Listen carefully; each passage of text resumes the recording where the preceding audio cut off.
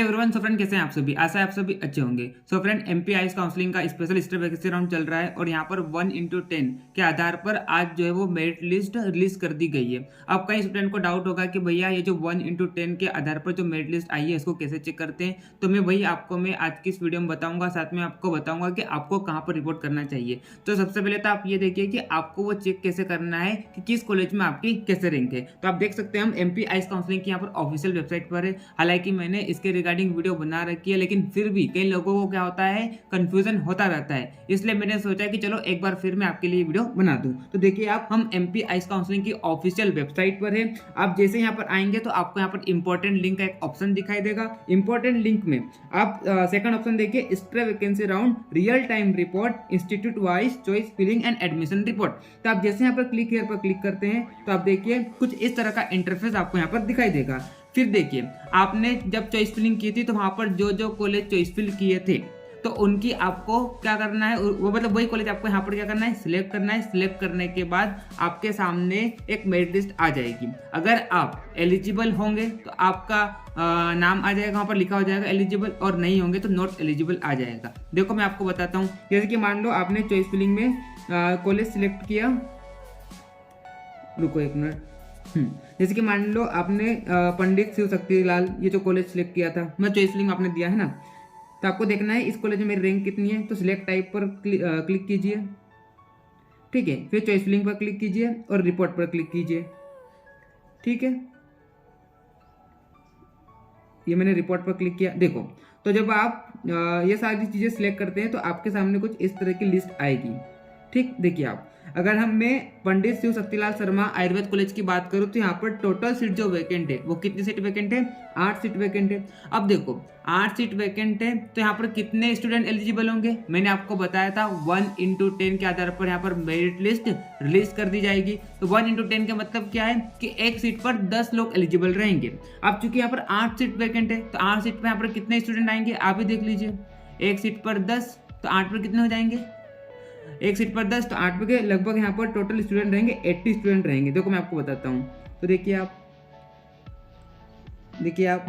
Total यहाँ पर 80 student रहेंगे। ये देखिए तो यहाँ पर इस कॉलेज में कौन कौन रिपोर्ट कर सकता है, ये जो 80 स्टूडेंट्स हैं जो कि एलिजिबल है यही यहाँ पर क्या कर सकते हैं, रिपोर्ट कर सकते हैं। बाकी सब इस कॉलेज में रिपोर्ट नहीं कर सकते हैं। तो देखिए आप, ये जो रेड जोन दिखाई दे रहा है, रेड जोन मतलब आप इस कॉलेज में रिपोर्ट नहीं कर सकते हैं। फिर आप देखिए आपने और भी कॉलेजेस डाले होंगे तो उन कॉलेजेस की भी आप लिस्ट देखिए, आपका रैंक देखिए कि किस कॉलेज में क्या रैंक है। तो चलो अब हम दूसरे कॉलेज को सिलेक्ट कर लेते हैं।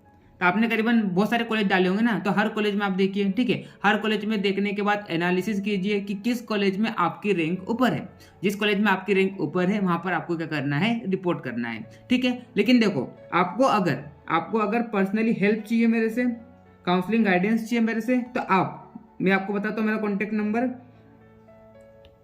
आपको यहाँ बता देता हूँ मैं, 6268068161। ये मेरा कॉन्टैक्ट नंबर है, इस पर आप मुझे कॉन्टैक्ट कर सकते हैं और आप मेरे से पर्सनली काउंसलिंग गाइडेंस ले सकते हैं। आप बस एनालिसिस करके आना, एक बार फ़ोन लगाने से पहले एनालिसिस करके आना कि आपकी किस कॉलेज पे क्या रैंक है, उस कॉलेज की कितनी सीट वैकेंट है। कैसे देखना है मैंने आपको बता दिया। एक बार फिर आपको बता देता हूँ मैं एक कॉलेज का डेमो देखिए आप। अभी मैंने किसका बताया, पंडित शिव शक्तिलाल का बताया। अब मैं एक और डेमो देखा। चलो गवर्नमेंट कॉलेज ले लेते हैं, मैं आयुर्वेद कॉलेज जो है ग्वालियर का। यहाँ पर अगर हम बात करें कि इसका रिपोर्ट करते हैं, ये देखिए आप, यहाँ पर टोटल सीट कितनी है, 5 सीट है। तो इसका मतलब यहाँ पर 50 स्टूडेंट्स क्या रहेंगे, एलिजिबल रहेंगे।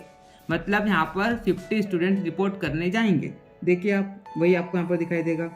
ये देखिए शुरुआत के जो 50 है, मतलब इस कॉलेज के लिए जिन जिन लोगों ने चॉइस फिलिंग में डाला था तो उनमें से जो शुरुआत के 50 है उनको उनका नाम यहाँ पर दिया गया है, ठीक है। ये देखिए आप, बाकी सब क्या है, इस कॉलेज में रिपोर्ट नहीं कर सकते हैं, बाकी सब क्या है, नॉन एलिजिबल है। तो इस तरह से आप यहाँ पर चेक कर सकते हैं। तो आप चेक कीजिए आपने चॉइस फिलिंग में कौन कौन से कॉलेज फिल किए थे और उन कॉलेज में आपकी क्या रैंक है और उस कॉलेज में क्या सीट वैकेंट है और आपकी क्या रैंक है। और आपके एक चीज़ ये भी देखना है कि आपके ऊपर मतलब कितने स्टूडेंट्स आपकी कैटेगरी के। तो इस तरह से आप चेक करके आना और मैंने आपको मेरा नंबर बता ही दिया है, ठीक है। तो उस पर आप मेरे को कॉन्टेक्ट कर सकते हैं। और एक और इन्फॉर्मेशन आपको मैं दे दूं यहाँ पर, अगर आपने मेरा टेलीग्राम चैनल @ayurvedawings ज्वाइन नहीं किया तो उसे भी आप ज्वाइन कर लीजिए। वहाँ पर मैं लगातार आपको कंटेंट प्रोवाइड कर रहा हूँ, है ना। आप देखना वहाँ पर लगभग वहाँ पर 600 स्टूडेंट्स होने वाले हैं। तो आपने अगर ज्वाइन नहीं किया तो उसे आप ज्वाइन कर लीजिए। आपको वहाँ पर जो BMS जब आप कोर्स एडमिशन ले लेंगे उसके बाद आपको वहाँ पर काफ़ी ज़्यादा हेल्प मिलेगी। मैंने वहाँ पर कंटेंट अपलोड कर रखा है एकदम फ्री में, वहाँ पर आपको कंटेंट प्रोवाइड कर रहा हूँ, तो आप उसे चेक कर लेना। और देखिए अभी अगर काउंसलिंग के रिगार्डिंग कोई हेल्प चाहिए तो आप मेरे को डायरेक्ट कॉन्टेक्ट कर लेना, ठीक। चलिए अब ये देखो, ये तो मैंने सारी चीज़ आपको बता दी है। अब क्या होगा देखो, आगे की प्रोसेस क्या है वो भी मैं आपको शॉर्ट में बता देता हूँ। तो मैं आपको जहाँ भी बोलूँगा वहाँ पर आप क्या करना, रिपोर्ट करने जाना। अब आपका भी दिमाग लगाना है ना, ठीक है। अगर मान लो नहीं समझ में आए तब मेरे को आप कॉन्टेक्ट कर लेना। तो आप क्या करना, जहाँ पर भी आपको जाना है वहाँ पर आपको क्या करना है, रिपोर्ट मतलब सारे डॉक्यूमेंट्स लेकर जाना है ना। फिर वहाँ पर क्या होगा, जो जो भी स्टूडेंट्स उस कॉलेज में रिपोर्ट करेंगे तो वहाँ पर क्या होगा, उन सब की एक मेरिट लिस्ट आएगी। मतलब जिन लोगों ने रिपोर्ट किया है तो अलग से एक वहाँ पर कॉलेज में ही मेरिट लिस्ट आ जाएगी। और उसके बाद फिर क्या होगा, एडमिशन प्रोसेस होगा, ठीक है। तो इस तरह से, और मैं आपको बता दूं कि आप एक से ज़्यादा कॉलेज में भी रिपोर्ट कर सकते हैं, ठीक है। उसमें कोई दिक्कत की बात नहीं है। कई लोग यही कन्फ्यूजन में रहते हैं कि हम एक से ज़्यादा कॉलेज में रिपोर्ट कर सकते हैं या नहीं कर सकते। बिल्कुल कर सकते हैं, लेकिन क्या होता है कि जैसे कि भोपाल है, भोपाल में 3-4 कॉलेज है, तो भोपाल में तो आप बिल्कुल कर पाएंगे 2-3 कॉलेज में। लेकिन क्या होता है कि मान लो कोई ये चाहता है कि मैं इंदौर में रिपोर्ट कर दूं और भोपाल, दोनों जगह रिपोर्ट कर दूं, तो ऐसा नहीं हो सकता है यहाँ पर।